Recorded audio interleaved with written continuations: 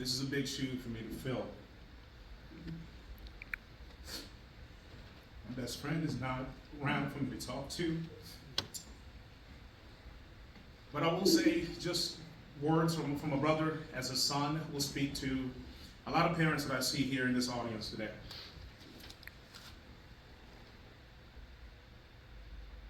When you take your time, as Ben Crump said, to set a timer for 11 minutes, focus on your breathing.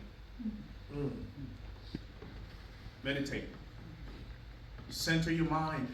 Close your eyes. And just focus on your diaphragm, opening and closing. The entire time, focus on your breath. And then, when you're done, just imagine what Ivor's body was doing, how hard his heart was working, how hard his lungs were working. I'm no longer angry. I've gotten past anger.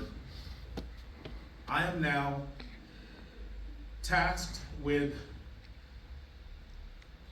an emotion to connect with the community, to speak with local jurisdictions, to talk to our council people, to be disruptive, but not violent. Be disruptive. Amen. Make it the first thing they look at before they have coffee in the morning. Make it a point to make it a conversation at the local restaurants, at churches, because mental health is just as important as Medicare, as your prescriptions that you need to get through your day. Some days you wake up, you don't want to go to work.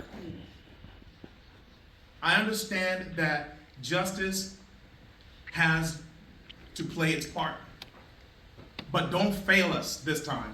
We don't need another Ivor after this. Amen. I think the bus stops here. Yes. Amen. I think families deserve to wake up and love their loved ones, even though they sometimes can't love themselves because they're struggling with mental illness. Tell them, The landscape is large. It's not black. It's not white. It's not Asian. It's not Mexican. It's not just America. It's the world. So Governor Yinkin, if I pronounce your name right, our governor, what you said about our family, if you really do empathize and you feel what we feel, do something.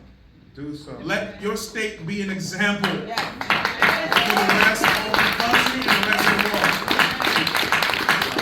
All we need to do is make this an agenda to put pressure on lawmakers to invite our communities to have families who are ambassadors for mental health. Churches are willing to work with anyone who's willing to preserve the brain, the mind. Mental health is a state of mind. And I think that if you can't articulate your emotions, if you can't peacefully sit down with yourself and say, I'm not well. If you can't do that, because no one is advocating for you. My mother advocated for my brother more than any other person could in this world. If you're not feeling well, you should trust that your local jurisdiction has something in place. Not a wolf call. Not a neighbor calling and saying that you're acting out of order. That you look like something is off with you. That they can call a safe number. There needs to be an Ivor alert. Because it stops you and makes you remember that 11 minutes that you watched.